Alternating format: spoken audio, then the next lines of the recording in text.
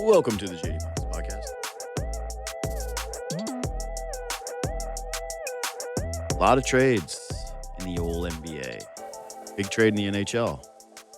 They tried to get in on the action with Adam Schefter. Wasn't enough. Because how could you outdo the Toronto Raptors finding their big man?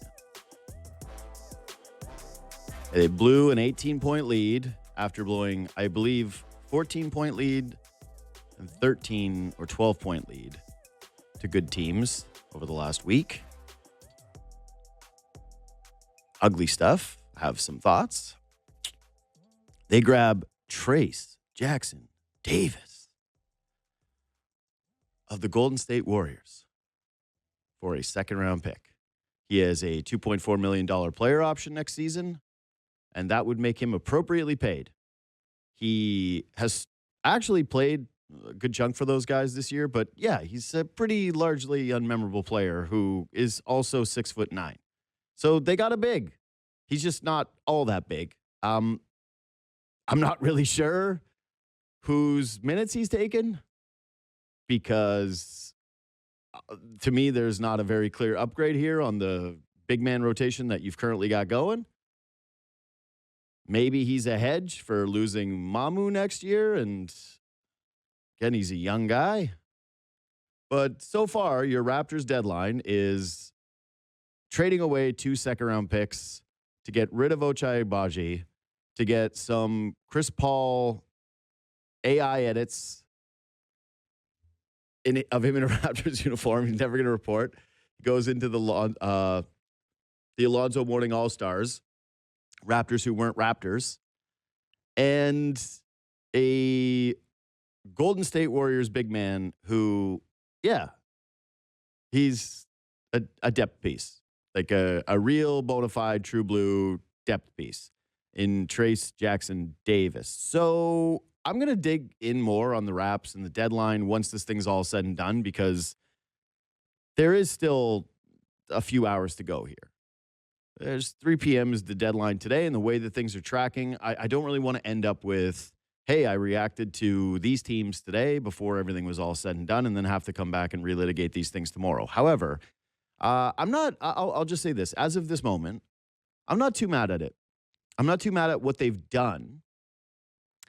I'm a little upset about looking back and thinking about how they did get here, though. It's hard to ignore that piece of the puzzle.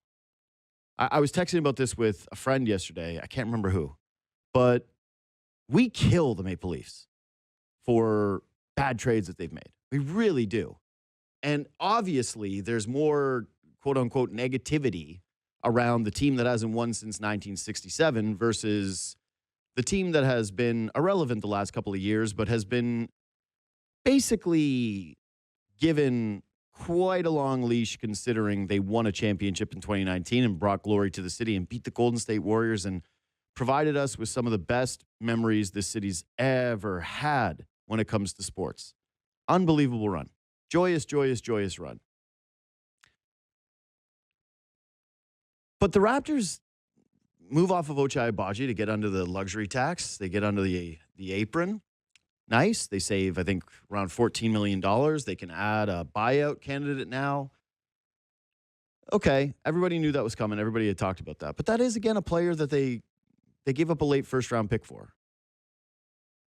They couldn't really do anything at this deadline, as I outlined with Grange, because they gave up a first-round pick that resulted in a very valuable one for Jakob Poeltl, and subsequently signed him to an extension that really never made a whole lot of sense this offseason, because as I outlined yesterday, the reason why you give guys extensions early is because you think it's going to save you money a year from now.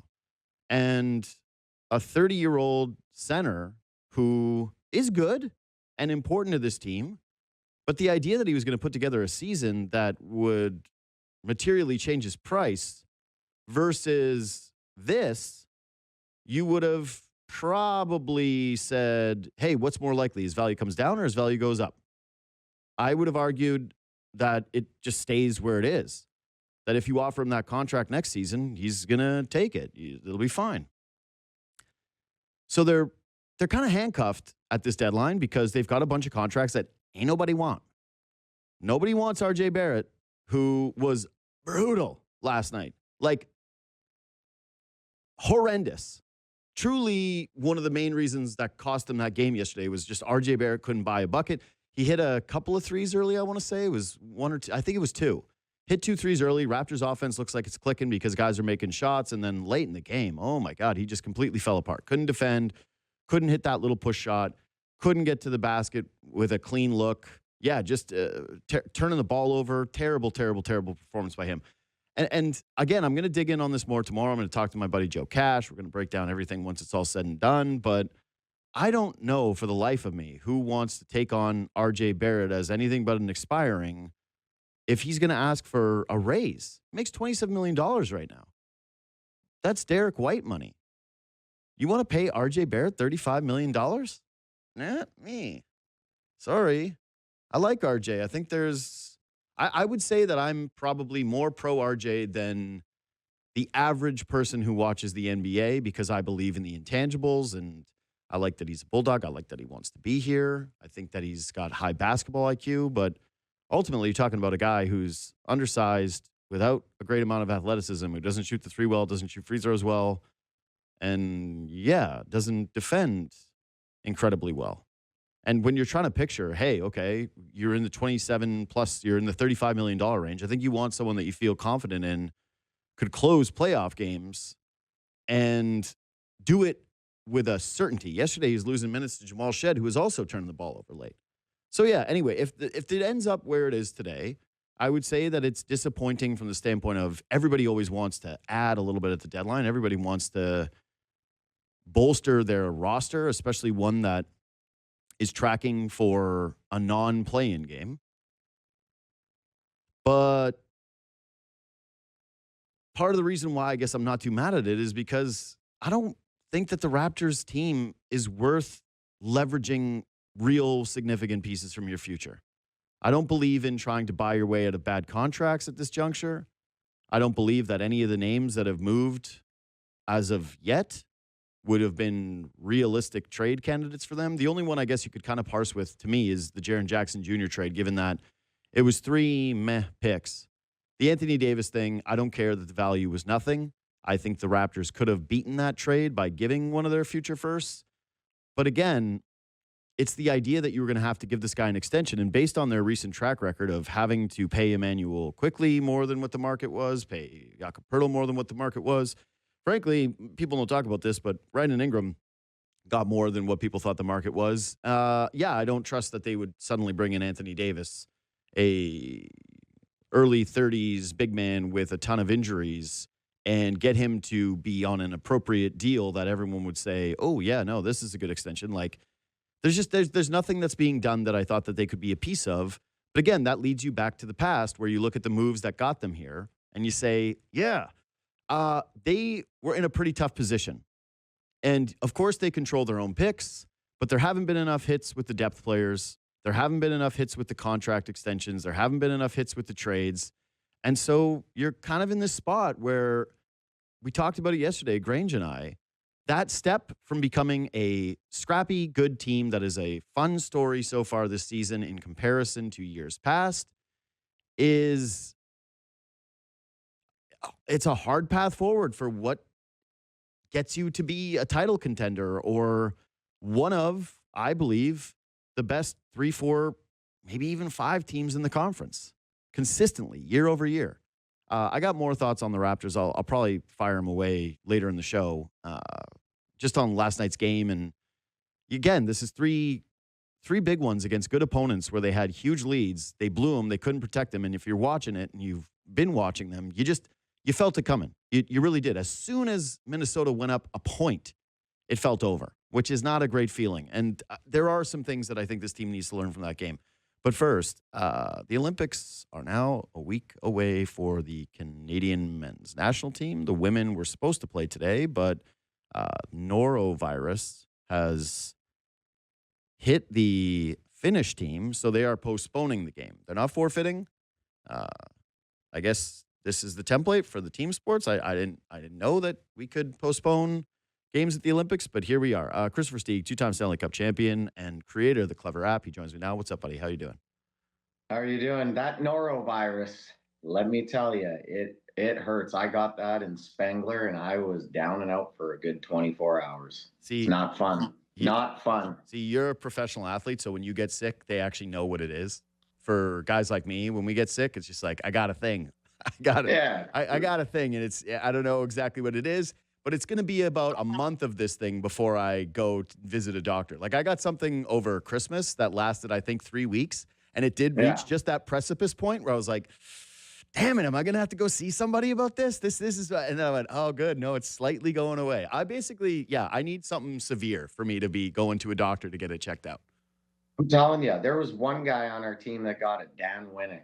He didn't even get a play because his back got thrown out. He was puking so hard. Oh, norovirus isn't fun. Now to miss a whole game, that's another thing. Yeah. Well, I think like more than half their team has it. So yeah, it's not a fun one to get. I can tell you that. And I had it in up on top of the mountain in Davos, and I missed the family skate because of it. So fond memories of norovirus. Okay, so yesterday, I want to get into basically a Team Canada preview with you, and we've got a bunch of stuff that we want to go over. But before we do that, Panarin to the Kings. He signs a 2-year extension with them. It's a pretty low return for the Kings. They get a former first-round pick, late first-round pick, but then they also get a couple of conditional picks that, like as in a prospect who was picked in the late first. And a couple of conditional picks that are basically dependent on what they do in the postseason. It looks very underwhelming, but also it seems Panarin basically said, this is the only place I'm going. The Kraken reportedly offered more. The Kings end up grabbing this guy. Sneaky older than you would think because he's kind of got that baby face look to him, right? Like you look at Panarin. He's 34, right? Yeah, he's 34 years old. And that hit me a little bit. I went, whoa, I don't like Artemi Panarin being 34 years old. Yeah, I guess, what do you think about this fit to the Kings? I think it's a good fit. I was looking at their roster, too. Like, obviously, they have Trevor Moore and a lot of, undersized guys on the wings. But I think this just kind of allows them to put Lafreniere and other guys into a better spot within the lineup. LA, kind of has always been looking for that scoring guy. I even remember before I got there, it was Gaborik who they tried to get pucks in the net. And obviously, that put him over the top. I like the fit. I think Artemi's a guy that can come in. He's a cerebral player. He's not a natural goal scorer. Like he'll score goals. He's a high end playmaker that can make things happen out of nowhere consistently, time and time again. Almost a little bit of a poor man's Kucherov. I know Kucherov can score too, and they both can score, but assist first type players. So I think he adds a lot of value to that lineup. And I know Liam Greentree, interesting on the kid going back. It was my wife's grandparents' neighbor, so I've known him since I've seen him since he's 12 years old. Kind of got to watch him ascend to where he is, and he's a big body who plays a 200-foot game, similar to Cooley, the way the guy Cooley plays in New York. So, could be a good fit for where the Rangers want to go. But when you have a guy kind of holding your feet to the fire, only wants to go to one spot, I'm sure New York wanted to get that money off the books prior to the Olympic deadline as well. I mean, what else are you expecting to get back? Yeah. Again, 34 years old, but still highly productive. The Kings team that, I think has been pretty underwhelming this season. Like considering this has been 3 years in a row now where we've been going, hey, Kings got to take a step. Kings got to take a step. And it really just hasn't happened for them. So yeah, maybe I do like the Gaborik comparison. You go, older guy, scores a ton of goals, bring him in, hope it works out with your organization. If you end up with that there, I think that you're pretty happy. Yeah, and the only thing that worries me is Kopitar leaving, right? Like Quentin Byfield hasn't taken a step. Fiala's good at times. You have Adrian Kempe who can play in the middle, play on the wing. Like they bringing in a guy like Panarin, and obviously they gave him 2 more years, right? Yep. So 2 more at 11. You gotta hope Byfield takes a step. If you're making that trade, or do they have something in the cupboards that we don't know? I have no idea, but with Kopitar leaving, that's a huge hole in that lineup because I'm looking Lafreniere and Salmas Hellenius, right? Like, who's going to get him the puck? And I know Panarin doesn't always need all the top guys to get him the puck to control play, but good trade. I mean, great trade. I don't see how you could get much more return than that unless someone was really unless like you had a bidding war. Yeah, unless he was willing to go to multiple places, but he controlled his destination. It's a tough one for the Rangers. I would say this, like, for the Kings, you do get the benefit on this contract extension that if the guy only wants to come to you, you've got some leverage with the deal, right? So $11 million per for this guy is a totally fine number. My actual second thought, though, was, actually about being able to keep Kopitar, where I've seen clips of Doughty talking, hey, we want him to stay one more year. He can still play. I'm in his ear every single day.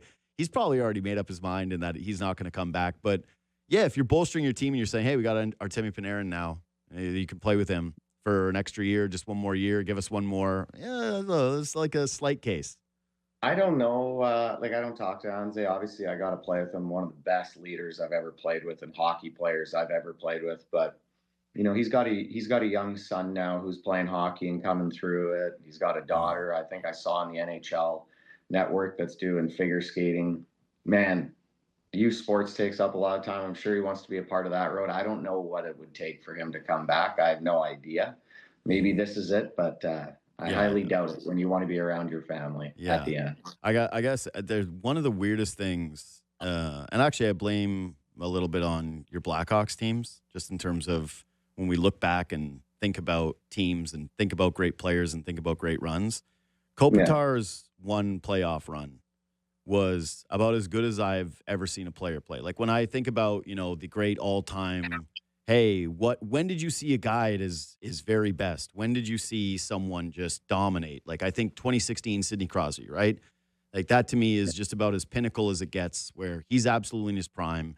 They get to a cup final, face this Sharks team that was too beat up and too old, and he just completely takes over. And Kessel had that. Sharks were rolling, though. They were good. They beat us, and we had a good team in LA. They were a good team. They were a great team, but don't you remember that final when we were watching the games and it was like, God, I'm forgetting on who the goalie was. He actually played in Toronto for a little while, but he had one spectacular run with them, with the Sharks. Oh, well, Niemi was before that. I can't remember. Oh, God. Is a backup here just recently. Like, anyway, well, I'm blanking. I'm going to get Jones? What? Was it Martin Jones? Yeah, Jones. It was Martin Jones. Yeah. Jones was spectacular for them, and then he had to kind of stand on his head because the Penguins were just firing all cylinders, and you're watching Brent Burns and Joe Thornton, and they look like they were moving in mud.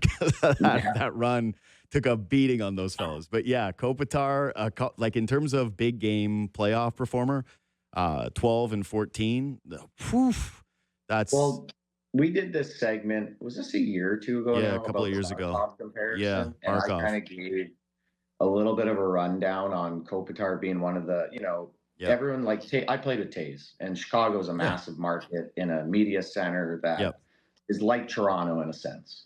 But Kopitar was the most hidden gem in the NHL in a market that didn't really, obviously they're never on at prime time. And the only way to get on at prime time is to get to the Stanley Cup playoffs and play primetime games. And that guy did it time and time again. But I just I could tell stories about that guy all day. I remember on the PK, he gets the puck, two guys going at him, just holds it, spins off a guy. You think he's going to dump it. You're like, put the puck down the ice, Anze, dekes another guy, and then sauces it down the ice on his backhand. I'm like, how are you doing this at the NHL level? This guy was a premier two-way forward. Unbelievable. Yeah, that's why I think I do believe that the closest thing that we've seen to it is Barkov on these playoff runs, where it's like the two of them have a lot of comparables. And just listen, Mike Futa listens to these segments when he drives in, so he'll be like, I got all day to talk about Anze. But I just think like the guy that we remember from those Kings teams the most, like the first guy that usually pops in people's minds is Quick, right? Because he was quicker, Doughty. Yeah, quicker, Doughty. But Kopitar, as much as you're talking about like hidden gem, he still is one of those guys that I don't think quite gets the due that he is deserved based on who he was to the game during that era. Anyway, Team Canada stuff. First of all, let's just start with this. We don't know if Point's going yet. They're leaving it to the 11th hour. Assuming he can't go, Hyman's the guy for you? I've kind of gone back and forth on this, Okay. and I've seen Jarvis thrown in there too. And these guys, I like Hyman as a fit with McDavid. He Mm-hmm. would be right there, but I also do like Bedard. I do like Bedard Mm. possibly on the wing. He could be your 13th, 14th forward. He's a guy that could come in to play with top talent. Like Connor McDavid and Mitch Marner didn't fit very well. I know they had the goal, Mm-hmm. the Olympic or the Four Nations goal, Yeah, but it was but clunky out of the gate.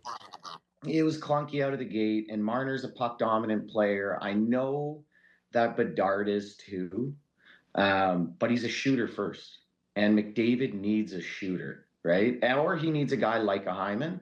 That's why if Hyman doesn't come, I actually would put Tom Wilson with McDavid, Mm. thinking of that, and maybe like a Macklin Celebrini on the left to try to give him a bit different guys that are going to puck hunt. But for me, if I had it, I think it would be Bedard over Hyman at the moment, knowing that you have a Wilson who plays like a Hyman. Okay, so a few thoughts on this. One, Yeah. last year at Four Nations, what the line ended up being with McDavid was Stone and Point. So if Yeah. Point can't go, there would be some thought to me that I still didn't like that line though. yeah, but of course it didn't. Well, again, it was a super rush tournament. These guys hadn't played together internationally, best on best in a little while. You know, they're kind of throwing the lines a little bit in a blender. They basically had one that was cooking the entire time, which was Sid and McKinnon, where you were like, "Hey, this is working for us. Like we're good on this line." And I would imagine they run that thing back.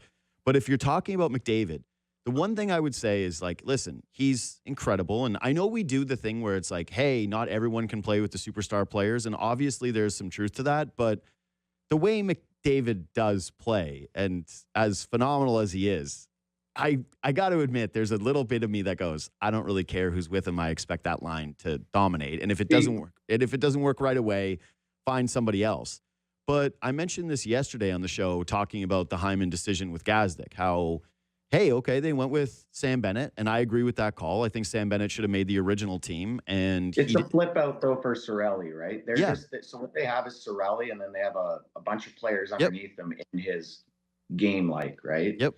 Like a Point leaves, he's a little bit of a two-way player. That's why I agree with the Hyman, but it's like I'm just trying to think of a guy that's just a one-shot guy.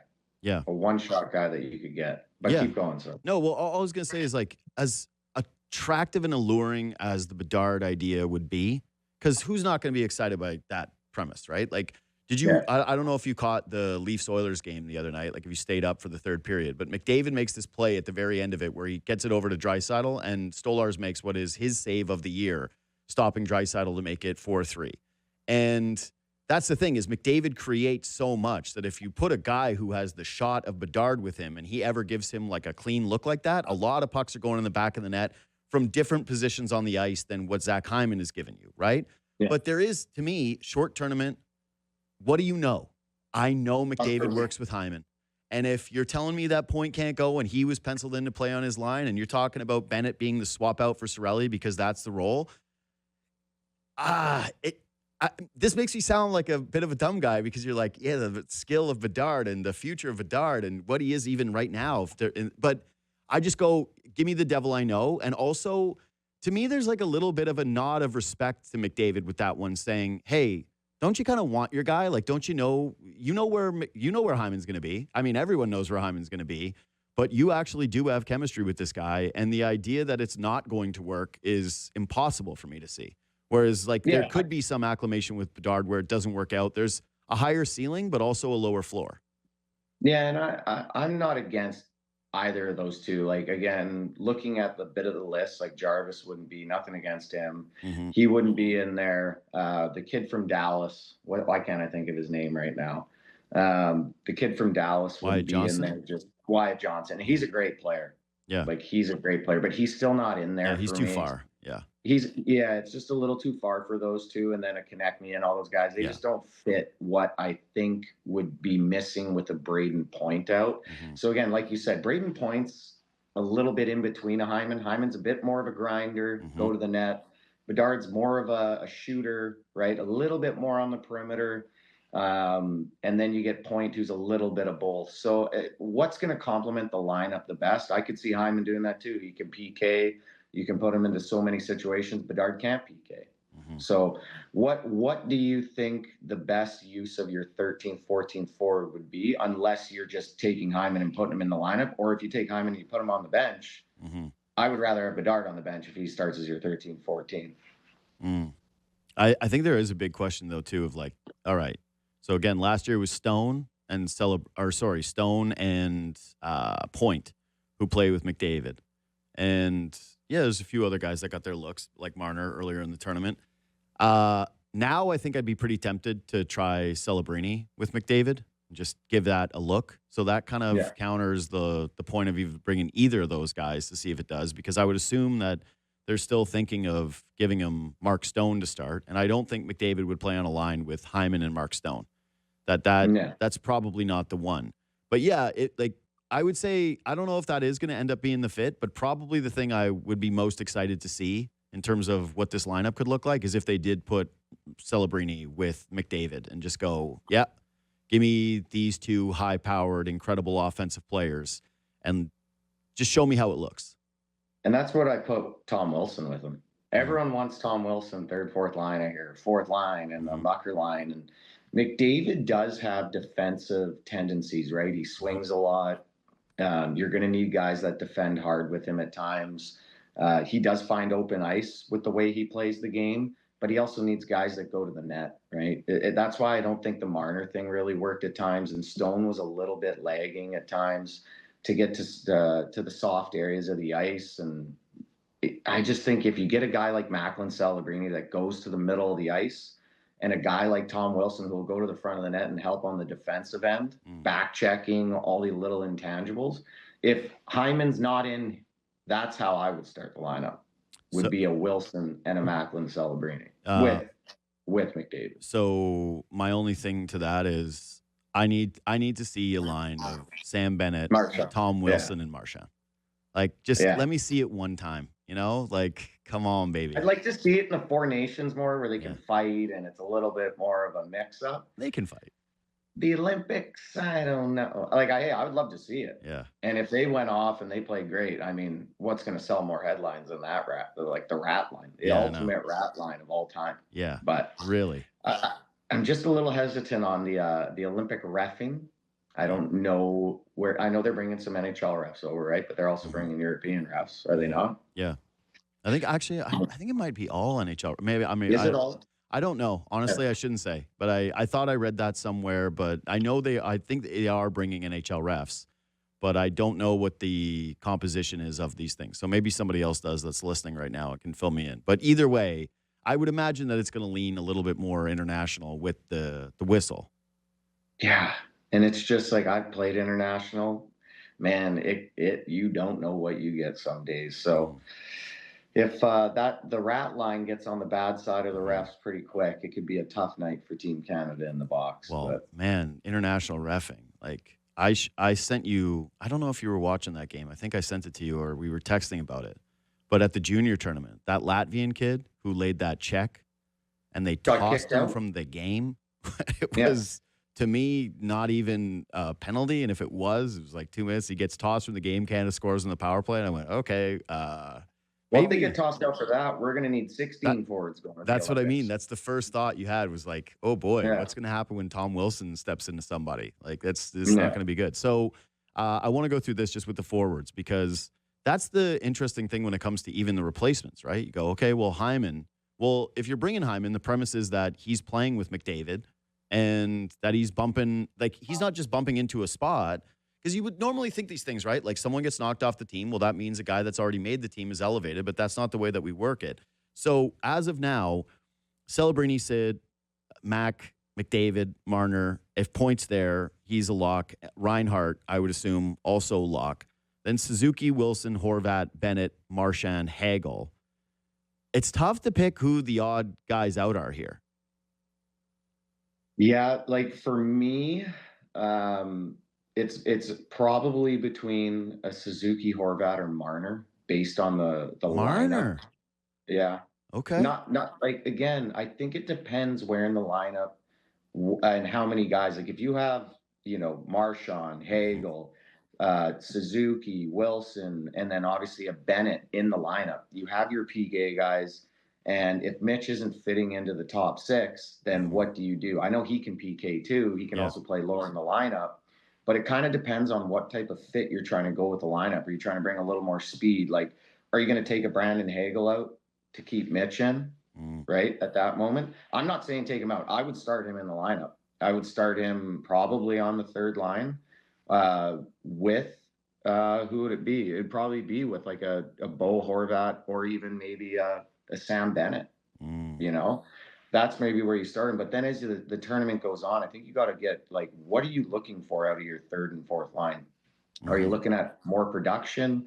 Are you looking at more physicality? If you're looking at more production and Mitch isn't in the top six, or maybe, who knows, Mark Stone could be out, right?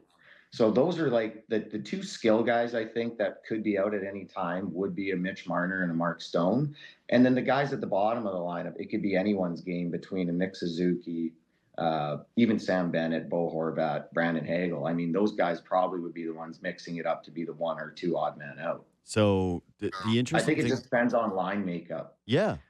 But and what you're getting. What I find super fascinating about how this is going to go, though, is the first game that you have is by far your best test. Yeah. Like, they've got Czechia right out of the gate. And then there's, like, it's France and I want to say the Swiss. So with all due respect to the Swiss, like, good hockey country, and France taking steps, if you're Canada before what are going to be elimination games, you want what's going to be like, it's a very short runway still to figure out kind of what you're going to have here. 3 games, 2 of which against teams that it doesn't matter who you put out on the ice. Like, you better kick their teeth in against 2 of those teams. Like, if it's going to be pretty disappointing if one of those ends up being like 2014 when they faced the Ted Nolan Latvians and it was a real nail biter and they scored that one cheeky goal with the change. You want to see utter domination. But yeah, it's a short runway for them to figure out what combinations they're going to go with. And so I do wonder what the level of flexibility is going to be here in terms of Cooper trying to actually make real big swing adjustments game to game. Well, yeah, and going into the first game against the Czechs, that's going to be a physical game. The Czechs play a very structured game. They're very bought in. They're very passionate for their country. So you're going to get a high-intense environment and a very physical game. So what's the best lineup that matches that physicality with also giving you the production in your lineup to score a goal at a big time? It is interesting. Like I said, I don't know, looking at this, I feel like I know what I would do with the lineup and who would be out based on the first line and who would be in, and the first 2 lines and the third and fourth line. But going into the Czechs, game 1, a lot of the guys, I mean, some guys are heading over there now to try to get their body clock right. So you never know what you're going to feel like. You only had a couple probably skates together, and you're going into a high intense atmosphere. I mean, the decisions will matter on the coaching staff of who they put where and the roles they implement with each person and each line. I mean, the crystal clear message from the coaching staff going into this tournament has to be there. It has to be there so each guy knows from day one what they got to do and why they're on the team, and I'm sure they've done that. Okay, so 3 more. Do you think Binnington finishes the tournament as the starting goalie? Like, he plays the last game, he starts in net. I think Binnington starts. I think they give him check, and they kind of let him have the run until it's over. Okay. I would assume. And then my thought is it goes to Logan Thompson. Like, he finishes the tournament. Maybe they try to squeak in a guy there, here, there. If Binnington plays great against the Czechs, sure, they give him 1 game. They give him maybe 1 more. They try to, you play France, right? Give whoever against France, see what they're like, just to make sure that you get another goalie into a game in case you need them later in the tournament. I think they give it to Binnington as the first. I mean, why else is he here? Like, No, I get it. It's just, listen, we do big game Binnington, and last year people were nervous about him, but last year he had a 900 save. And exactly. So why is he here though? Like, with an 860 or 870? 864. Yeah. So, like, he's here with an 860. He's not here to be on the third goalie at the moment, I don't think. They had other goalies they could have picked. So my guess is they're going to give him the runway to run with it. They're probably going to put another guy in. And if he doesn't show up, then the next guy's going in. And then he could always be in the stable in case they need him in a game if another goalie falters. But I do think they're going to give him the runway to start. Otherwise, I don't know why you bring a goal. Like, I know why you bring Gordon Binnington. I would have brought him. Yep. But I'm saying there's no other reason to bring a goalie at the moment with an 860 save percentage to the Olympics unless your plan is to go with the guy who wins you the big game. Yeah. God, I got to tell you that he performed great last year, and he really did add to he's got the aura, right? Like It's crazy. He can step up in these big games. But every time I turn on a Blues game this year, it was like yeah, they're good. red light. And I sent a lot of nervous texts to friends going, "Oh my God, we're really leaning on the mysticism of Jordan Binnington more than what the reality has been this year." If he does this now, it's like you look like the stupidest teams of all time if somebody doesn't trade for him at the deadline. Yeah. Like if you're the Oilers and he goes out here and he balls in the Olympics and you ended up getting Tristan Jarry instead of just making the Binnington trade. Connor Ingram. Yeah, like you're going to look so stupid. And that kind of brings me to this, which is, who do you think has the biggest legacy gain at this entire tournament? Like, if you have to pick one guy who has a big tourney, because that's the premise, right? It's not just, hey, they win and this, because people will point to Sid and go, well, now he's got all the golds and he's got another. And I go, I think Sid is already Sid. Like, he could score another golden goal and it would be this incredible moment, but he's bulletproof to me. I don't know if it's a real gain. I weirdly feel as though, if he added another Stanley Cup somehow, that would change the legacy where you would go, man, how could you not make him cemented into the top four? Because now there's always like a conversation of, is he four? I think he is. Or it's like, are you disrespectful to Gordie Howe, kind of bumping him out of that top four of all time? Where do you place Sid? Is he five? Like, it is. But if he ended up with another cup, you just wouldn't be able to deny it. Over the different, the different decades of winning, the different versions of Sid, the longevity of it all, it would just be impossible. I don't think that happens with Olympic gold. Do you think it's McDavid? Well, back to the Sid, like anyone who's in the top 5 player all time, you're not disrespecting anyone. No, of course. I mean, and Sid has earned it. They it's only between 2 players. It's Nathan MacKinnon or Connor McDavid. And that just comes from sheer superstardom. Like Cale Makar is known as a superstar, but when you think of the best player in the world, do you have Cale Makar there over McKinnon or McDavid? I don't. I think he's there, but I just don't think his name is at the level of mystique of a guy like Connor McDavid or Nathan MacKinnon. So for me, Sid's not in there. He's done everything he's needed to do. He's here to give those guys veteran leadership. He still can compete at the high level, and he can still change the game on a dime. But none of these guys have done what he's done. So for me, it's Connor McDavid or Nathan MacKinnon. But that's just going by the name and mystique, it has to be Connor, does it not? So I think the case for MacKinnon would be, if he's the best player for Canada and they win gold, that it does change some of the optics around. Like, we just do so much more McDavid coverage because he plays in Canada and he is the league's best player than we do MacKinnon. That MacKinnon ends up sort of being afterthought feels strong because everybody recognizes how special a player he is. But if he was to go to this tournament and be their lead dog, I think it would have a greater perception change than what Connor could have in terms of if he's the best player and they win gold. Yeah, it's like Gretzky and Lemieux, right? Who comes out of it? Like, who goes into this tournament and who comes out of it as the man? But who the eye test passed for the people? Yes. Like, who was more dominant? Yes. Is it going to be Connor or is it going to be Nate? Right? Exactly right. Exactly right. So I do think those two guys are the pretty clear lead dogs.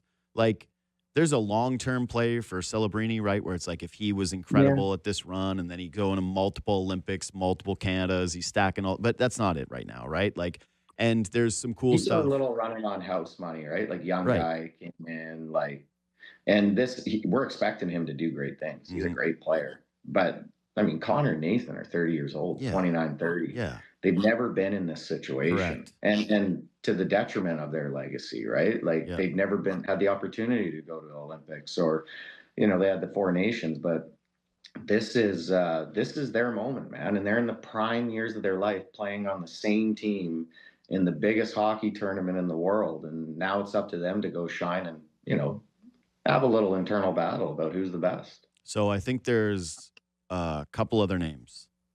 And one we already went over. I really do. And the other one is the guy that actually was the Bennington? Yeah. Just because, okay, here's the thing. Is he a Hall of Fame goalie, though? No. But this is about legacy, right? Like, yeah, you're talking about like writing a story one day on legacy. So it's like, if I'm talking about the stories of guys, because you're right, McKinnon and McDavid are clearly the two front runners of, like, if McDavid loses in a gold medal game at the Olympics after coming off of 2 Stanley Cup losses, there's going to be a narrative of like, hey, I know he won at the Four Nations, but I've said this take a million times. It's going to happen. I'm going to fight against it if it does. But if Canada wins Four Nations but loses Olympics to the United States, it's like, you won the preseason tournament. You won the NBA Cup, and the Team USA won the actual championship, right? Like, congrats, but that thing gets smaller. If you win 2 in a row, that amplifies the Four Nations, where you go, we won the Four Nations and we won the Olympics. Like, and Connor McDavid did both of those things. Don't talk about it was not a winner. Like, that, whatever. There is something to that. I'm just saying that's the way some people are going to talk about it, and probably not hardcore fans, but that will be like the spin of the casual, right? Like, hey, McDavid can't win the big one. This is kind of what happened here. McKinnon, like I said, we outlined it. It's more about the positive than it is about the negative with him. Like, if he is the best player in the tournament, people are going to look at him a little bit differently and say, man, what do you think of when you think of that Olympics? You go, man, I think about Nathan McKinnon, how he was a dog and he led Canada to the victory. The other guy, or there's two, it's about like the mythicism about a guy, right? Like, hey, who ends up being a mythic figure in this country from a hockey standpoint? Jordan Binnington becomes the face of, if he wins gold and he's the goalie and he plays well and backstops them to a victory, he becomes the face of every goaltender on planet Earth who's not playing well in this country for the next 2 decades.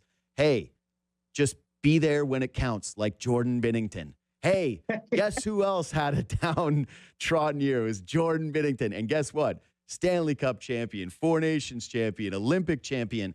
I do think that he enters like a different realm of, hey, there's already a little bit of mythic big game winner thing out there. But if he does this now, that's 3 things that you point to and say, well, it's kind of bulletproof. This guy is just what we say, which is that he is clutch. He rises to the moment. Can I guess your second player? Yeah. Sam Bennett. Correct. Same reason. You know why? Because he's the player version of Jordan Binnington. Correct. You got it. Now you're getting it. Now you're following. I get it now. Yeah. Well, it's exactly right. You want to do it? Because, like, the case is there. Like, think about those 3 years. On the team. He didn't get put on the team. Bingo. Now he's here and he plays big when the game's the biggest. When you are making cuts for your, your Kings teams, and a kid doesn't make the team and you're telling him to stay ready, who are you going to be telling him to stay ready like? Sam Bennett. Correcto. All of a sudden it becomes a legacy play because you're saying, people will be going, you know what will happen? Every goal he scores, Chris Cuthbert's going to be like, they left him off the team. This guy wasn't even supposed to be here. And Sam Bennett scoring big goals like that.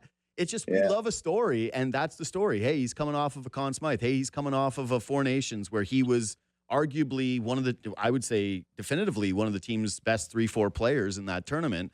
And he got snubbed from the lineup. He comes out here and he shows up for this tournament, and he's just a pain in everybody's ass. He's scoring goals. He's forechecking. He's playing defense. He's doing all the right things. Yeah, I think that all of a sudden a guy who I would say most hockey fans in this country hate because he plays for the Florida Panthers, he's beaten the Oilers, he's knocked out the Leafs, he's got a bunch of dirty plays. You're seeing Sam Bennett jerseys. You're seeing sweaters around the country in a different way if he's big at this Olympics. You know, and then there's a third piece to this. So it's the Henderson moment, right? Yeah. Like who could create a legacy off of a miracle play or a goal or an overtime goal or some sort of moment that gives them their legacy that nobody on this roster thought. Yeah. You know, that's also another interesting thing to always think about the future. And no one thought Henderson, right? Yeah. He wasn't even supposed to be on the ice in 72. So I got 2 other guys for the legacy play. These are the long shots. One is Nick Suzuki because of who Yeah. So it's like if he goes and he's a keystone player for this team and they win, and we end up talking a lot about Nick Suzuki. One of the things that drives Habs fans crazy is they feel like he's underrated. Even when we were doing the mock Team Canada lineup, Canadians fans were like, this guy's obviously here. And there were a lot of other people going, are we sure he's going to be here? And then he put together this season that he's having, and he's a lock for the lineup. But yeah, if he's incredible, just given where he plays and what he means to that team and where they're at in their franchise, that would be huge. And then the other one to me is just Mitch Marner, because he's hated in the largest center of hockey in this country. And if Mitch Marner is the guy that leads Canada to gold, then you're going to have a lot of people in the GTA who have some pretty complicated feelings and go like, God, you got to tip the cap. How could you hate him if he gets you a gold medal? I knew Mitch Marner was coming. Mm-hmm. I knew it. Yeah. And that, I mean, man, I'm cheering for him at this event and what he's gone through. You have to cheer. What he's gone through. No, not what he's gone through, but like, he played for the Leafs. He's in the biggest market. Now he's being cheered for by Leafs fans for his nation to win a gold medal. It's got to hurt a little bit. It does. It does hurt a little bit, but you are cheering for the success of your nation. Sometimes you got to put that Leafs hat aside for team. But he is another interesting player in all this. And like I said, I don't know how much he'll be used, if he'll be used at the start or used in the middle or used at the end, or who he's going to play with. I think a lot of that will dictate on where he is in the lineup and who he meshes the best with. One kind of guy that, if I'm looking at the roster, so that's what I was doing too, Drew Doughty. Yeah. I feel like he's closer to Sid, though.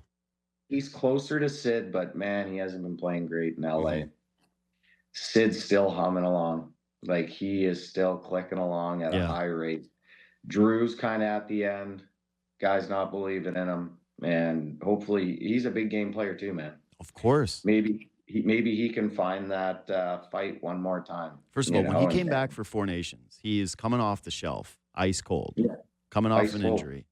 And if I think about that 20 years from now, that tournament, of like the things that mattered the most to me, like the core memories of that tournament, him eating checks from big Americans, and he's still making breakout plays, still making the right play under duress, under pressure.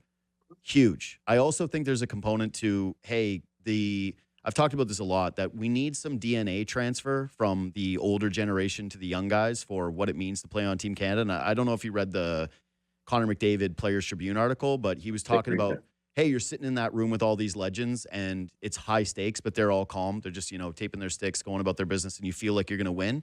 I think Drew Doughty is one of those guys that brings that measure of calm. Every story about Drew Doughty as a teammate is pretty consistent in terms of the kind of guy he is. Competitor, but also like a great, fun guy to be around. I think I hope he's critically important to this tournament, and that he's not a guy that ends up sitting the entire thing out. The blue line's interesting too. I guess we can kind of go out on that, which is, what is your biggest question with them? Yeah, like, I'm looking at daily face-off. Is this what obviously they're projected? I think that's the projected. It's Doughty, Harley, Makar, Morrissey, Parayko, Sanheim, Theodore, Taves. Yeah, for me right now, nothing against Sanheim. I think I would start Harley there. He was so good at Four Nations. He was so good at Four Nations, yeah. And I know he's not been playing to his potential right now. Can you dress 7? Yeah, you can. But then you're down. I don't know if they're leaving a forward off. I think for me, it's starting Harley and Theodore, and then just holding off on Parayko and Sanheim, and then moving them in when you need them. If Doughty's not going, Doughty comes out, Parayko goes in with Morrissey. Yeah. Or Parayko goes in with a Theodore. But I think the starting 6 could be Devin Taves, Cale Makar, Morrissey, Doughty, Harley, Theodore. That's who I'd start with.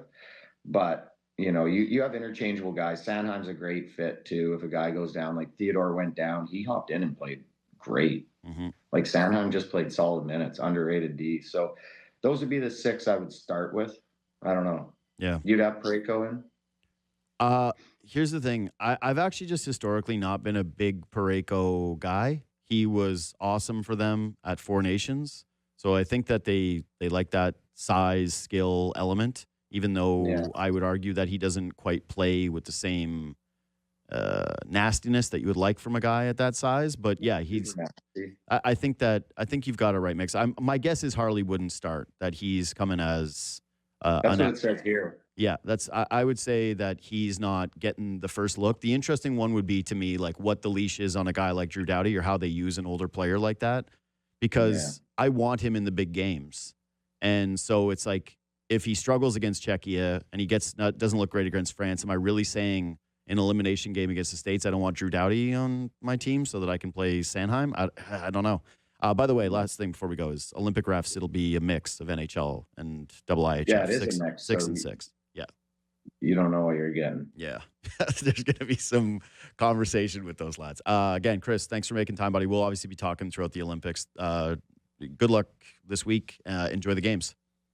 For sure. Take care, everyone. Cheers, buddy. All right, quick break. I want to talk about a huge signing in Major League Baseball. I got so many things to get to today, including have Jeff Saturday coming up. 14 years in the NFL, multi-time All-Pro guy, analyst for ESPN. Talk about the Super Bowl. I want to get into the stuff in the trenches. I did wake up to horrific news about the Seahawks. I didn't really enjoy that. I got Gavin McKenna. There's tons of things I got to get to today. But IKF signed with the Red Sox. Framber Valdez signed with the Detroit Tigers at a pretty monstrous deal for old Framber. I texted this to Ennis yesterday. We were waiting for the Cease signing. We were waiting for the Framber signing to compare it to Dylan Cease and go, ooh, did the Jays pay too much too early? Like, did they really jump the gun on this? And what's the market going to be if Framber's still out there? And yeah, it's 26.75 in present day value on a 3-year deal. Like they're going to be paying him till I think 2046, $115 million contract for a 32-year-old. Yeah, I'd rather have the Cease signing. So good job by the Jays. It actually does. I believe if you care about this stuff, which I don't really, because as long as Dylan Cease pitches incredibly well and he pitches better than Framber Valdez, then I don't really care what they would have been paid. But yeah, nice piece of business. Worked out for them. Does seem a little strange that they're fighting in arbitration with Tarek Skubal, the nickel and dime, the best pitcher in baseball, when they're going to go out there and give Framber that kind of money. I wouldn't love that if I was a Tigers fan. Kind of undercuts the excitement of that signing. But either way, good for Dylan Cease, good for the Blue Jays, good for Framber Valdez and the Detroit Tigers, who decided to overlook the fact that this guy threw at his catcher. Decided to also give money to a guy that's never pitched for the Tigers versus the guy who's done it better than anybody ever. Interesting strategy. Secondarily, this quick one is IKF goes to the Boston Red Sox. And I tell you, I hate this. Not because I think IKF is an incredibly valuable piece that helps Boston Red Sox. This week, all I've done is watch a million Malcolm Butler plays. Like over and over and over again, it's Malcolm Butler. And I'm not desensitized to it at all. It's still painful. I hate it. I don't like seeing it anytime. It hurts my soul knowing they didn't give the ball to Marshawn Lynch. It hurts my soul knowing the play before that Marshawn was tackled by Hightower on the 1 year. Like, all of it is awful. Being reminded of it constantly sucks, and it never gets better. And him playing on the Red Sox, a team that's in the Blue Jays division, and like every time they're going to play each other, you're reminded of that. It's going to be, did you know IKF was a cleat away? Like, yeah, do you know that he was actually supposed to take a bigger lead? Or the Dalton Varsho actually hits the ball to the side 1% of the side? Like, all of that remains while he's with the Boston Red Sox. That memory sticks around and lingers in a way. I just wanted IKF to go far away. Just go, honestly, go play in Japan. Like, I don't want to ever see you again because the memory is too painful. So congrats to the Boston Red Sox on finding a way to stick it to me, because this absolutely does. Quick break, come back, talk to Jeff Saturday.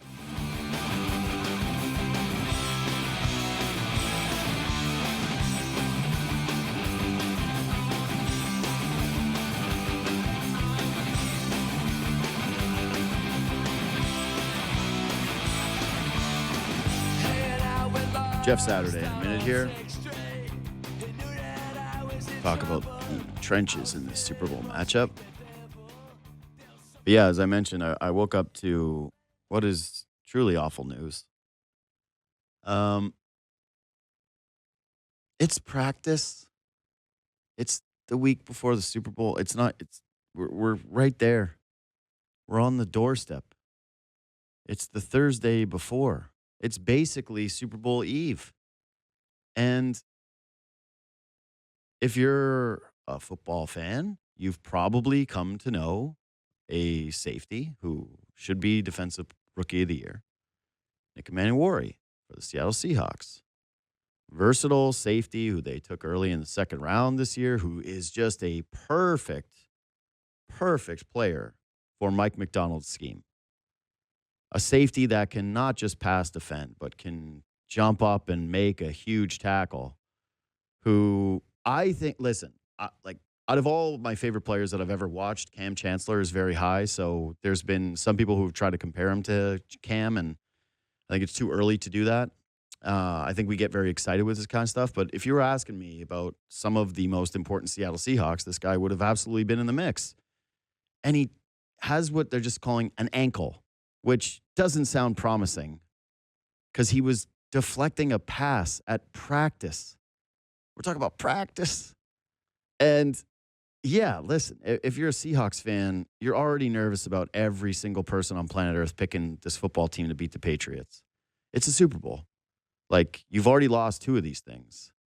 And God, I hope this kid's all right, that he's going to be able to play in this game, because God, what a devastating injury that would be for him and also fans and just like the general enjoyment of this game. Jeff Saturday, ESPN NFL analyst, 2-time first-team All-Pro, Super Bowl champion, 6-time Pro Bowler, 14 years in the NFL, one of my absolute favorites, and a guy who, by the way, this isn't in the notes, but it should be, my fantasy football league is named after, joins me now. What's up, buddy? How we doing? Let's go. I'm fantastic. How you living? I'm a Seahawks fan, so a little worse today because of the Emmanwori news. And, man, it just, like, how do you get hurt at practice before the Super Bowl? Listen, I mean, this is everybody's biggest worry. Even as a player, God, you're leading up to the biggest game, but you got to go work. And as you're going to work, sometimes weird things happen. You hope this is something that limiting, not pushing him out, or not something that would truly affect. I mean, the one, you hate to say it, but, better football through better medicine with one game left and a lot of time to heal. So I'm sure he's going to try to push it and do it. But I'll say this part about his role in the defense is such a unique role, because he plays so close to the line of scrimmage, but can do so much more. I can understand your worry or your concern. Hopefully it's more of a concern and not a massive worry, Yeah, like this, I'm glad that you pointed that out, because I think that's the real conversation here, which is, all right, if Seattle was going to lose, if you were going to go through this, right, like you had to choose, right, like which guys you're going to lose from your defense leading up to this week, I would make the case that, man, I know he's a rookie. I get that. But he's on the top 5 on their defense that you do not want to lose going into this game, right? Absolutely. And listen, let me tell you, if you're Josh McDaniels, you're Mike Vrabel, that guy is circled. Right? Like, and I'll be honest with you, I don't care if you're a rookie, whatever he is, he has played well beyond that. And you circle him because of his versatility and what he's willing to do, right? I mean, you talk about versus the run game, he plays with physicality. In the pass game, what he can do, the length of which he can play with, meaning his range, like from the line of scrimmage back. Is this not a guy who lines up 20 yards from the ball, right? He is a guy that you count in the box. You have to account for him every time. Can be a good blitzer, like all the different things that you as an offense prepare for defensively. Losing a guy like that is much more difficult than a guy that plays like a singular role. Yep. So I fully understand what you're talking about there. Well, and this is my last thing on him, because I really do want to talk to you about the trenches, right? Because I think we overlook that going in these matchups. But there's also something about his personality when you watch him play. He is a gamer, dude. He is, like, again, he's a rookie. And when Reek Woolen takes that taunting penalty, you know who's in his face? Nick Emmanwori, the rookie. Absolutely. Screaming at him on the sideline, getting furious at a vet, a guy who, is a real established NFL player.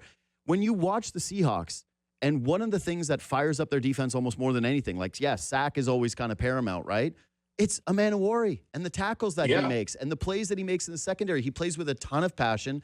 And I would assume, like you've played in these games, having the guys that play with that measure of energy and confidence when they're making plays, it has to have a calming effect on the rest of your group, knowing, like, man, this guy's in the game, I'm in the game. Yeah, I can tell you when Bob Sanders came to our defense, and if no one knows who Bob Sanders is, he was a defensive player of the year for us. But when he showed up in the building, and he was a second-round pick, he had fallen because of his foot. I think it was a foot injury or an ankle or something like that. Anyway, he gets there, and I remember watching him stalk down a screen in practice, like.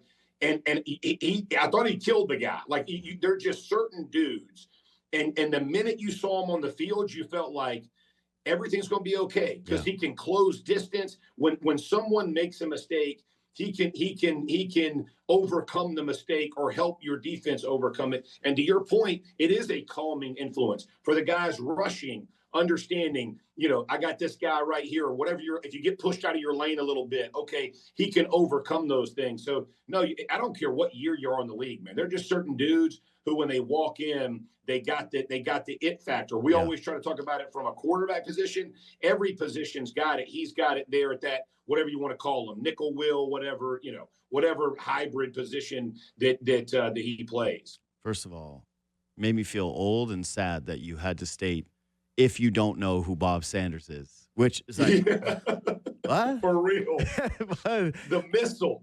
Oh. But that actually also made me feel so much worse as a Seahawks fan because what was one of the things with your guys' teams? Bob Sanders was an injury-prone guy. And when he wasn't on the field, the Colts were a materially different team defensively. And so the idea, like, again, I don't like comparing guys who haven't done and accumulated the same accolades over a long period of time. I'm not saying this kid is Bob Sanders. All I'm saying is when he wasn't playing for your team, it was, oh, wow, their defense is gettable. When he was on your team, it felt like, well, he's one of the most important pieces in the entire thing. It's like the Dwight Freeney's of the world, it's Mathis of the world, it's this guy.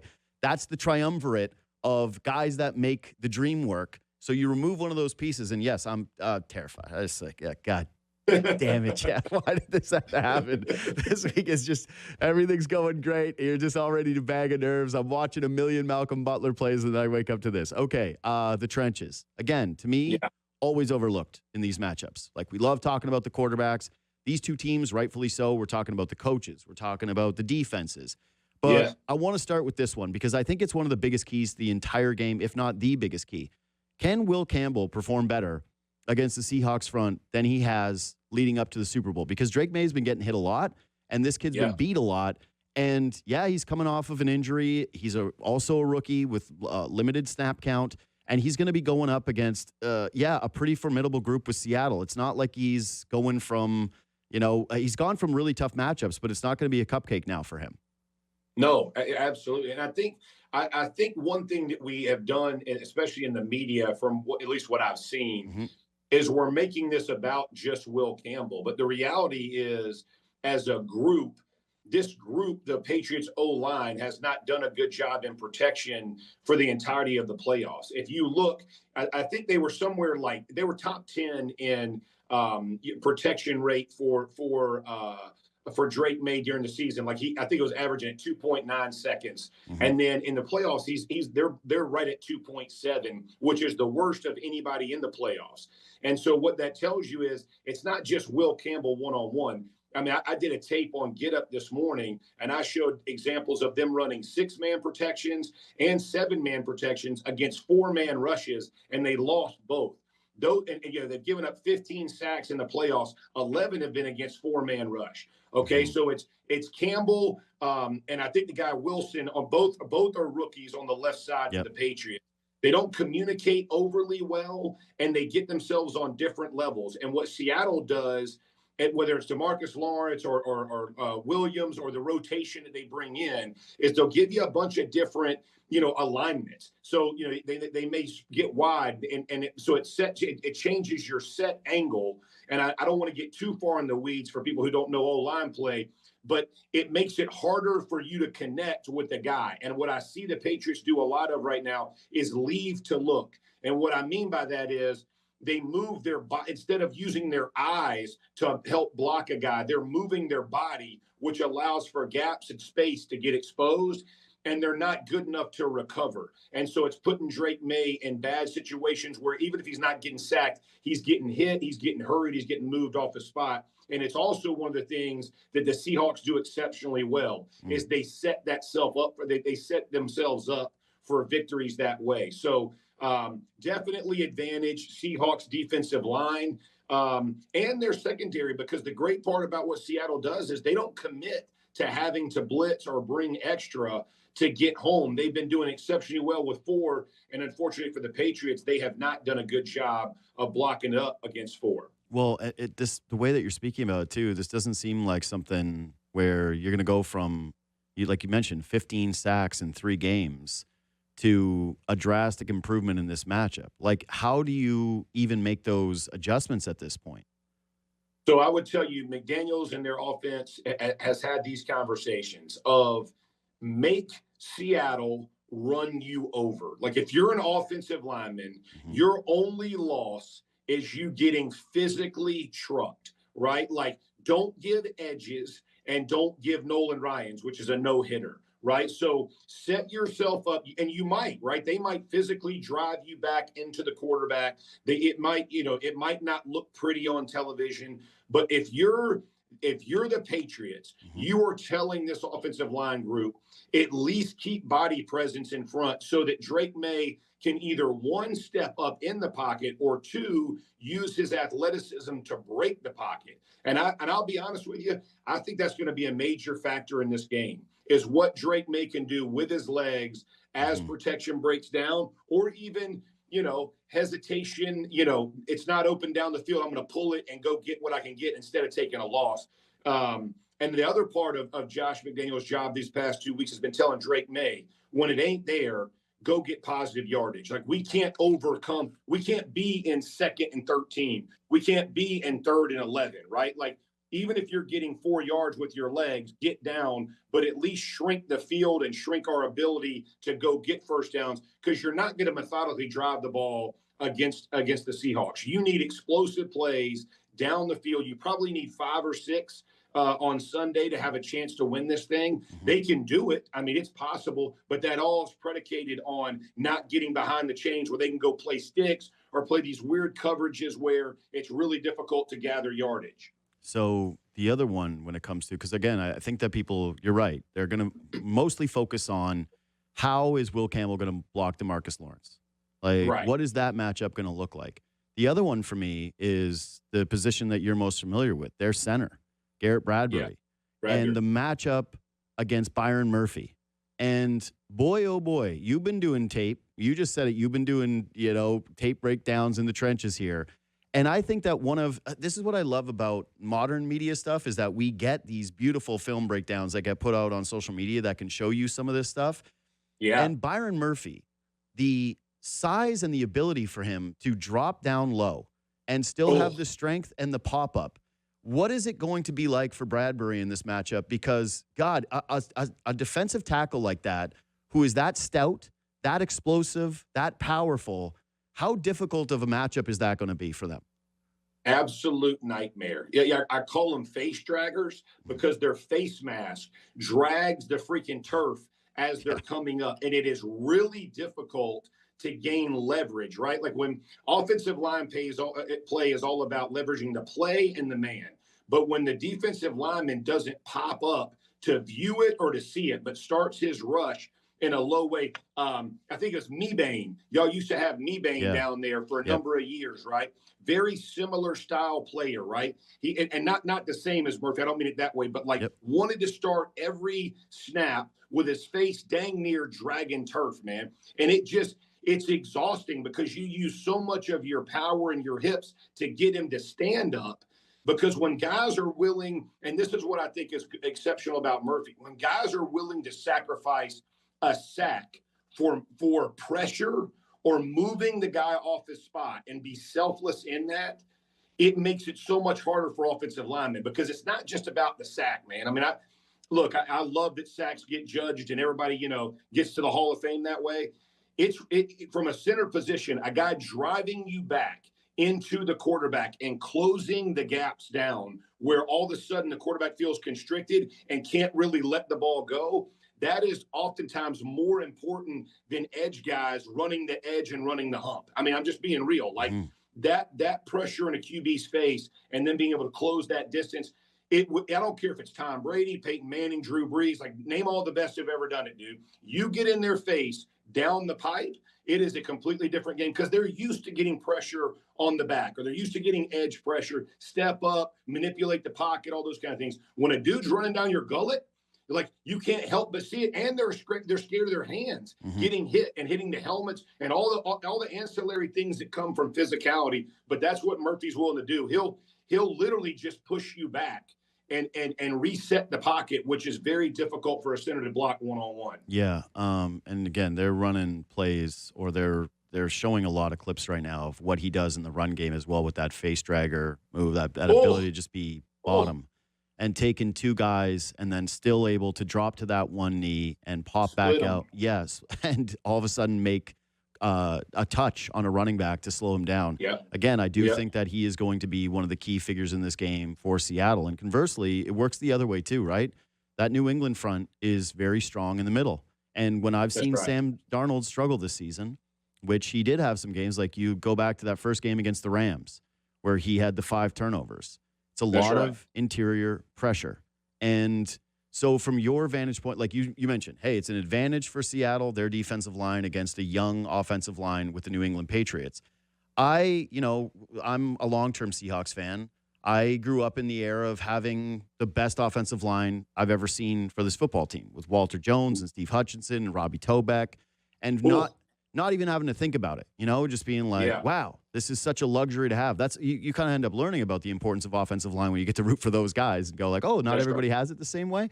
Let's just start with this. Do you think that this group gets enough credit? Because like when Charles Cross signs his extension, people were kind of like, who's this guy? Like not exactly a household name yet in the league, signs a big deal. Right. Gray Zabel, I think, has actually gotten a lot of credit for the work that he's done as a rookie. Again, another guy who kind of commands himself like a veteran. But how do you see Seattle's, especially interior offensive line, holding up against this New England Patriots front? I think the right guard, Bradford, and I think he and the center are probably, and I say this in the right way, right? That's probably the spot that you're going to try to go take advantage of if you're the Patriots, right? Like you said, Zabel done a good job. Lucas, the guys on the edges do a pretty decent job pass protecting. Kubiak does a good job with protections and understanding like how defenses are going to try to play you. Bradford does not do a great job against movement, like lateral movement to penetration, those kinds of things. So I would expect that's where the Patriots are going to try to attack, right, is the interior. And the other part of that is when you think about Sam Darnold, and this was part of what I did today on television as well, his QBR with no pressure is like 73. He's got a QBR of like 73, which is outstanding. With pressure, it's like 16. I mean, he is a completely different player with and without pressure. And if I'm, Mike Vrabel talking defense for the last 2 weeks, we are going to move, we're going to slant, we're going to do these things not only to help take away Kenneth Walker and explosive runs, but to make that offensive line move and get moving laterally and then bring extra bodies to try to make Sam, either hurry or get him off his spot. And the other part of that is, what do they do in the backfield? And, are they going to double JSN and then single up Gonzalez on Cup or Shaheed? Or do they switch that coverage late, like try to muck it up in the back end to make Sam Darnold hesitate? Like what they can't do is what the Rams did. Just allow Sam to find comfort and just pick ball after ball after ball, right? Like they're going to have to force the issue. They're the underdog. They're playing against the best defense in NFL. They're going to have to figure this out defensively. I think they do that by creating pressure, and whether that's blitz, whether that's the DBs coming, whatever it is to make Darnold uncomfortable, they're going to have to do it and do it often. Yeah, and it's so to me, what you're saying outlines the importance of Seattle's ability to run the football. Absolutely. And the one thing about this matchup that I do think is a little different from what New England has seen in the run game anyways, is you mentioned that Seattle's offensive line does a good job of controlling the edges, that is plays their strong suit. They're not going to have Charbonnet in this game, who is their more traditional run between the tackles running back, which leads me to believe, and this won't be to the extreme that I'm setting it up here, but what Kenneth Walker likes to do is get to the outside. He likes to try to bounce it. He's an explosive runner who wants to find those outside lanes to create big plays. And if you're looking at New England's path to the Super Bowl, like what you're just saying here, hey, interior pressure, you know where that really worked? Against C.J. Stroud, who when he was under pressure made mistake after mistake after mistake. But if you looked at their rushing attack, the Houston Texans, a lot of interior runs that went for no gain or ended up kind of going backwards. I guess how difficult or how much different of a challenge is this going to be for that New England group based on what Seattle presents as a rushing attack and what they like to do, trying to get more plays to the outside versus what New England has seen on the path here, which is more traditional between the tackle style running? Yeah, you favor the Seahawks in that from a strategic point, right? Because the other part about what New England wants to do is if you're going to bring extra bodies to the line of scrimmage, you know, we in the NFL, you kind of call it feast or famine, right? If we do split something, and to your point, they bounce, you know, the Kenneth Walker like bounce late, which he loves to do. That means gap responsibilities change when you bring bodies, right? And so if you do get washed down, or they are strong at the edge at the point of attack, that can be you can be very vulnerable on the edges. But I would say this: if you're Vrabel and you're looking at this team, you want to force Darnold. The last thing you can have are 5-yard clips by Kenneth Walker. And so at some point you're going to have to slant or move your line of scrimmage to make Seattle run with you. You know what I'm saying by that? Like not come downhill on you, and the problem for that is, like Kubiak, he does a good, like he understands that style of run game that has really given, and I'm not saying like the Patriots now or the Patriots that I played, but they've given those type of defenses fits, right? Because the responsibilities of the players can change based on alignment and based on who's blitzing from where, and it does get more complicated. And so,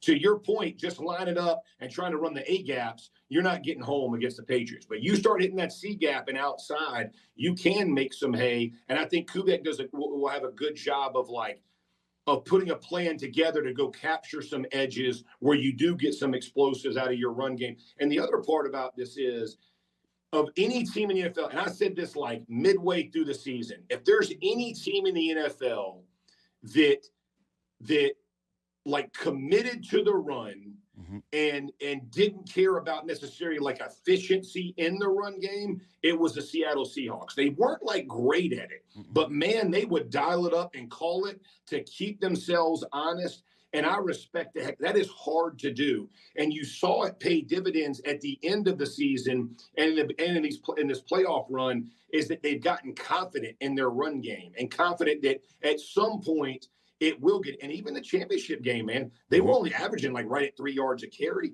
but they were not scared to keep running it and then allow Darnold to be explosive on the back end. That, to me, that's going to be can I stay patient? Can I stay true to what I believe? And do you stay who you are in the biggest game, in the biggest moment? And ultimately, we just got to see. Yeah, and I would say to that point, too, like early on in that football game, Seattle was running all over them. And so it was like, okay, is this going to be this kind of game? And then that completely shored up. But you're right. They ended up sticking to it. And I think that's kind of the play when you have Kenneth Walker as the bell cow back, right? Hey, there's going to be a lot of runs that don't really gain you a lot. But if you stay committed to it and he ends up getting that lane, then you're going to see the dividends of it because he has the ability to pop a big one. Yeah, that was honestly the biggest thing for me when Charbonnet went down was, you know, Charbonnet is he is, from an offensive line perspective, he's bringing his own blocker, right? Yeah. Like he's going to put his shoulders, he's going to go get you the 2 yards that you may not have blocked to earn, if you follow what I'm saying. Like, as offensive linemen, like, you know, sometimes I don't really get my block done, but he hits me and my guy, and he carries us for another 6 or 8 feet, right? Like that's more his style, where Walker wants to dip and like kind of extend and try to get upright and open and really open the gate. So he just wants you to kind of stick on a guy, which is different. And so losing, that's why I thought losing was a big deal. And obviously it hasn't been a big, but I thought it was going to be a much bigger deal because of exactly what you say. When you have two completely different style runners, it's advantage offense, right? Because it's hard as a player to always pay attention to style of run versus formation. What are we seeing on most down, like that kind of thing, like as you're processing. So, but Walker, like you said, man, you give him a hole, the dude can take it freaking 50, right? Mm-hmm. So you're always worried about home run shots, and he gives you the best chance from the run game. In that sense. Well, here's one other component to losing Charbonnet, which didn't end up being a big deal in the NFC Championship game because Darnold played so well. Charbonnet's the blocking back. Like, he does that much better than Kenneth Walker does. And in a one-game sample, I go, all right, maybe you don't end up seeing that. But what does that do to an offensive line when you don't have that back who – and I'm not trying to diminish Kenneth Walker. I honestly don't know enough. Like, a lot of this is I just know that that Charbonnet comes in on those packages and that he is regarded as a good, pass blocking running back, and that Kenneth Walker is not. Again, don't have the eyes to be able to pick that up. But from your standpoint as a player, how different is it when you are running those packages, knowing like, hey, we've got a guy back there who doesn't pass protect well at the running back position? Yeah, you have these conversations. So, like I'll give you an example. Like Edgerrin James was an insanely good pass pro. I mean, he would. We call it meet you in the trees, right? And typically, it's your more physical runners who are better at blocking, right? Because they're used to, or I'm not saying they enjoy the wreckage, but they're not scared of the carnage, right? They're going to get up, they're going to meet the guy force with force. They're not catching. And then, like we would have Dominique Rhodes, who was an explosive guy who could make, a 5-yard gain, a 90-yard gain, right? But when it came to protection, he was smaller bodied, right? He wasn't as efficient. And so we would actually have those conversations that as a protection call, I may know, okay, typically we're going to have the mic on this protection, but I'm going to slide protection one guy over. I'm going to minus it or go over to the will because we know he's more apt to come in this look. It makes it a little harder for us offensive line wise, but I don't expect the mic and the will to come on this play. So I can at least do my best to get us in the best protection. You're not always right, but typically you try to, if you know you're going to get a gap presence, okay, well, let's assign me to that guy and then let him take the edge, which gives him more time to go get his block or chip a guy or hold a guy or grab a guy and let the quarterback get rid of, as opposed to it coming at him right now. All of those conversations have been had, I can promise you. Like you completely know what guys' strengths and like to your point, this is not a slight on anybody, right? Like we got guards and centers who don't protect as well as other. We all know what our strengths and weaknesses are.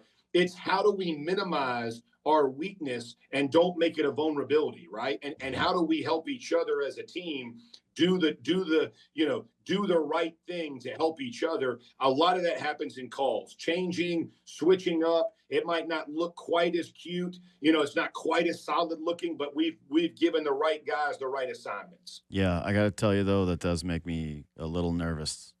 Just given that, and he's been good, Jalen Sundell, but it's a second-year player who's an undrafted guy. Like, that's a lot of responsibility for you that you're adding on against a front like New England's. Last one for me. You mentioned that this is not the same New England Patriots team, right? Like, we've been. I think that there's been a lot of Vrabel, Belichick, then the passing over, and they still do have Josh McDaniels, so there still is a lot of familiarity with the old Patriots way, but we haven't been able to really, like, one of the things about Belichick was always, hey, he's going to take away your favorite thing to do. Like, offensively, they are going to scheme it up so your A option is not on the table. So figure out what you're going to do left-handed. And in this run for the Patriots, that hasn't really been a story because none of the offenses they've faced have had really this premier A option because they faced a backup quarterback. They faced C.J. Stroud, who couldn't do it a lick, and an offensive line against the Chargers, and frankly, a version of Justin Herbert that you can't win with. Do you think that's going to be the Vrabel strategy in this game? Because if you're thinking about, like, if this was a Belichick game, it's hard not to envision a scenario where he's going anything but JSN. Prove you can do something without JSN, and if you beat us that way, great. But we don't have that same information about Vrabel, and I'm curious if you feel like, as a guy who's competed against him, that is going to be the Patriot mentality in this game as well. I do think that in this game in particular, and I would say that part of why, like you said, right, no Nico Collins, right, like for whatever it is, they've benefited from some things that have happened to other teams that they could take advantage of, right? That poor offensive line play, quarterback that couldn't figure it out, kept turning the ball over, and even last week you had a backup and a blizzard, like all. And man, they took advantage. I'm not slighting anybody. Sure. You got to go through the roads you go through. But if I'm sitting in their chair and you watched what JSN did and how they used him so efficiently against the Rams, there is no way he's going to be that guy for me. Like, I am going to do whatever. Cup's going to do it. Shaheed's going to do it. Kenneth Walker. That guy ain't going to do it. Like, I'm going to make – because there was such familiarity between Darnold to him and where the ball was being placed and the catches being made. And that, I mean, if you're Vrabel, I'm thinking, this is not every play. Like, I think people got to realize, because you said it best. I don't want to make this more than it is.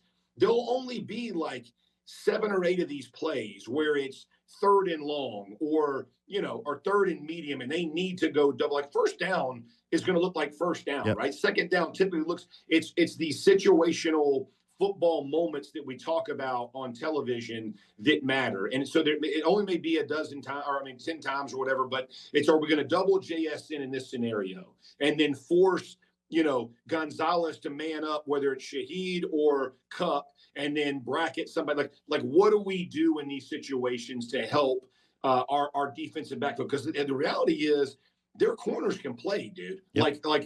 Don't mistake, like, these guys aren't liabilities they're trying to protect. This is the strength of their defense back there that can make things happen. And, that's why their rush looks so good often, is because their defensive backs, man, they're bold and they'll put them on islands. They're not afraid to. So it's not like Davis can't cover one-on-one. So is it, do you flip it? Do you go the other way? I have no idea. But if I'm scheming, I'm telling you, I can't let JSN go off for $150 and 2 touchdowns, right? Like, it's gonna have to be, and not that other guys can't. Like, Shaheed opens up the game with a 50-yard bomb, right? And could he do it yet? But he got to do it more than once. Yep. It ain't gonna be like that for me all day. And so I think that's the way I see it. But to your point, we have not seen the defense have to do that yet because of who they play. Exactly right. And you're right. That's no slight. They've played incredible defense. So how are you supposed to knock it? Like, they've done their job admirably. I just, if I'm them, I'm saying, hey, when you see number 11 line up in the backfield, circle him. Don't do what the Rams did, which is just like, he's probably not doing anything. It's like, that's probably the time to say, hey, this guy might be catching the ball here. We might want to take a look at this one. Hey, Jeff, you're the best. Thanks so much for making time. I know it's really busy, and there was no one better to have for especially this topic. Thanks for doing it, man. No, I love it. Appreciate you. Y'all have a great one. Yeah, take care, dude. Jeff Saturday, ESPN NFL analyst. Again, 2-time first-team All-Pro, Super Bowl champion, 6-time Pro Bowler. I'm old. Got to tell the audience I don't know who Bob Sanders is, or if you don't know who Bob Sanders is, it's devastating. It's a devastating blow to the age. Just like finding out our Temi Panarin is 34 years old. That was tough too. Didn't like that. Didn't enjoy that yesterday. I'm gonna do my Super Bowl props tomorrow, and obviously a little bit more. But it's hard not to feel like that's what this game is going to largely come down to, and that's why I want to talk to Jeff today. Is that this is a trench game. This is 2 really good defensive lines against 2 younger, less proven offensive lines. Seattle's a little bit more experienced, that is, at least at the tackle positions. But I don't know. It just, when I dream about this game, when I think about this game, and I go, all right, what kind of needs to happen? What are the keys and methodologies to victories for each team? It's like, this isn't rocket science. This is everything. But how are they going to protect? And which one of these teams is going to be able to protect their guy from stout, difficult, relentless, deep defensive tackle and defensive end groups on both sides? And I got to say, I don't have like a strong lean either way, because what New England has shown over this postseason run is they've been incredible. I think obviously far inferior opponents. Like every Patriots fan that's doing this thing of like, oh, we've made the run against the defenses. It's like, yeah, but look what your offense has done against these defenses. It's not like you're lighting them up. So why are you even making this a point? But yeah, I think that this one is going to come down to some pretty key matchups on, the offensive lines. And there's a few of them that I'm circling, and I think this has a very good chance of being a low-scoring football game. I'm not anticipating this one to be a track meet. Anyways, I'll take a quick break, and we're going to come back and do what we missed. As we do every day this week, we are giving away tickets to go see the iconic Canadian rock group Billy Talent, who is celebrating their 20th anniversary. The sophomore album, Billy Talent 2, and they're coming to the RBC Amphitheater in Toronto on Saturday, July 18th. Got a pair of tickets to give away right now. Text the code word Riot line to 590-590 for your chance to win. Listen in tomorrow for our next code word and giveaway. If you don't win with us, tickets are now on sale at Ticketmaster. Contest open to Ontario residents only. Standard message and data rates may apply. Quickly, I got to say this. I got to talk about this before we get into what we missed. I'll do more Raptors tomorrow. I'll do more NBA trade deadline tomorrow once it's all said and done. But huge news in the hockey world that projected top 3 pick, by many people's accounts, the number 1 pick in the draft, Gavin McKenna, was charged yesterday. Multiple accounts, one being of aggravated assault. There's some people that are putting out there like face up to 20 years in prison time. It's like, obviously, I think most people know that ain't going to happen. But yeah, reportedly broke another kid's jaw in a bar fight. And I am from Whitehorse, Yukon. I've got a lot invested in Gavin McKenna in terms of my hopes and dreams. I hope to live vicariously through him in the NHL. I hope to have another rooting interest in hockey outside of the Toronto Maple Leafs, who perpetually disappoint me. So I'm very excited to watch this kid play. I've been working the lines on the people I know from the Yukon, and yeah, granted, this is the territory son. So you can take it with a grain of salt. But my understanding is that the accounts that have been put out there of his mother being insulted by the other patron, the victim in this standpoint, or this case, that's what happened. Guy called his mom some pretty derogatory names, and he got punched in the mouth for it. And frankly, some people would say, well, violence is never the answer. And to me, I disagree. I think in a situation like that, violence can be the answer. And if this does turn out to be true, which I believe it will be, that this actually only rises the stock of Gavin McKenna. Yeah, he sticks up for people. Oh, he has principles. Oh, he's tough. So yeah, maybe next time you think about running your mouth at somebody's mom to a guy from the Yukon, you think twice. Okay, what did we miss? Tate McRae, why you betray? Yeah. You had it written out like that. I know. In the doc. I know. Why? Tate McRae betray. Yeah. So she did it, opening ceremonies, commercial for NBC. She had some American Olympic gear on. The commercial was obviously American-based. Mm-hmm. And a lot of Canadians are pissed. But do you think this is a case of Canadian insecurity a little bit? Or is this actually like a slap in the face from Tate McRae a bit? This is a case of two things can be true, okay? Our online discourse about celebrities is truly outrageous. The expectation that fans put on celebrities is well beyond the boundaries of healthy, right? Like, for the love of God. These people are just singers and they're actors. And the idea that they're supposed to be more than that to you is a weird little fantasy that you have made up in your brain. And Tate McRae, a Canadian who probably lives almost full time in the United States, who is a international pop star, who's popular in the United States, gets asked to endorse a brand for a bunch of money. And she takes the money to endorse the brand. Yeah.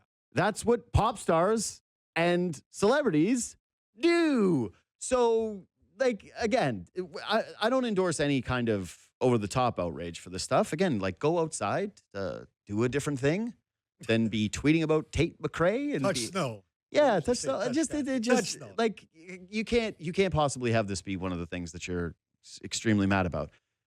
the second side of the truth coin, though, is it's not a good look for her. Like, she's one of the most famous Canadians right now. And while I can't name a Tate McRae song to save my life because I'm old and washed and I just want to listen to the same music that I've been listening to my whole life now with the odd new band getting cycled in. Yeah, like, how much money was it, Tate? Here's what I didn't like. And here's what I'm like, come on. Is I saw that she made some secondary post. I don't even know if this is true. This could have been AI slop the Instagram post. Yeah, was that true? Yeah, I don't follow her on Instagram, so I don't know. She's like Canada down. She's basically saying like I'm Canada all the way. You guys know this. Yeah, but you can't say that. You can't say you guys know this Canada down when you're doing Olympic commercials for the number one rival, especially when it's tense times between the two nations, and also that the hockey matchup between the men's and women's sides are the biggest rivalries and the most meaningful rivalries to our entire country. Less a big deal if it was Summer Olympics, to your point. Yeah, Summer Olympics, fine, whatever. I don't care. Winter Olympics? Yeah. Men's and women's hockey? That's everything to us. That's like, and we haven't had it. She's also in the hockey, like, that's what I mean. Sphere. She did the NHL All-Star game here, like performed there. And that's why it's worse, okay? Is because Tate McRae shows up in Toronto for NHL All-Star stuff, and part of her brand is I'm the hockey girl. Yep. Like, I'm just the Canadian hockey girl, and I show up at the Canadian hockey events. And now I'm kind of like, doesn't feel right. Doesn't feel as right. So, yeah, if you're really mad, if you're really upset, if you tweeted about it, you're out of your mind. Again, she's a celebrity. How old is she? 24? I don't know how old she is, but I started thinking about. Just think like what you're doing in terms of the projections that you're putting onto a 24-year-old pop star. That's a bit of the leeway she 22. gets to. She's 22. She's still making, like, she's huge. Sure. But she's still, like, on the come up of making her money, right? Yeah, like I said, I don't know a single But song. I thought about if it was an artist I cared about personally. I'm like, what if Drake went and did this? What if JB Here's the went thing, and did though. this? They wouldn't. I would be cheesed. I would be cheesed, fam. No, I think it's the same. It's the exact same to me. Yeah? It's like, yeah, it's cringy to do it, and I think what do you even have a publicist for if you don't have this person isn't giving you a heads up like, hey, there's probably gonna be some backlash to this. Like, are you prepared for that? Can't expect her to really know the political climate while she's touring and everything. This is the way I view it. I don't really care that she did it. She's a pop star and she's 22 years old, and I just can't imagine being like, how could you, Tate McRae? Some 40-year-old guy tweeting, be like, Tate McRae, what she has done. What I will say is how I believe, or what I believe. Mm-hmm. If Tate McRae is like, Team Canada wins, and she's posted like, our boys, our country, I go, Well, it's worse if she does it now, though. No, it isn't. Now, you don't think so? I'm saying, the word right listen, now. you're dating the Hughes brother. You're in the USA commercials. You might be Canadian, and we can celebrate you for being Canadian if you play a Canada Day concert. But when it comes to cheering for the team and you trying to get in the spotlight if the team does win, right? Mm-hmm. Like, I think about the Arkells did a really great job of just always being around Canadian sports and being like, we're in this, we're around this. Yeah. If she tries to become Arkells-ish with the I'm playing at the Olympic Village, which she's not going to, but you get my point here. It's like, I'm like, no. Like, you don't get to be Team USA, and then if and when Canada wins, you're at the front of the line when it comes to the celebrities celebrating this thing. Like, no, that's the fair line in the sand. Any tweet or any actual anger is, you got to do better. You got to stop being mad at what Sydney Sweeney says and what. Let's sneak this in. Is it weird that Tom Brady, Bunk, is not cheering for the Patriots? He's asked about it. He said, I don't have a dog in the fight in this one. I'm doing this tomorrow. Okay. Here's what I will say as a tease. Tom Brady, you mean nothing to him, Patriots fans. Nice to think about that. See you tomorrow.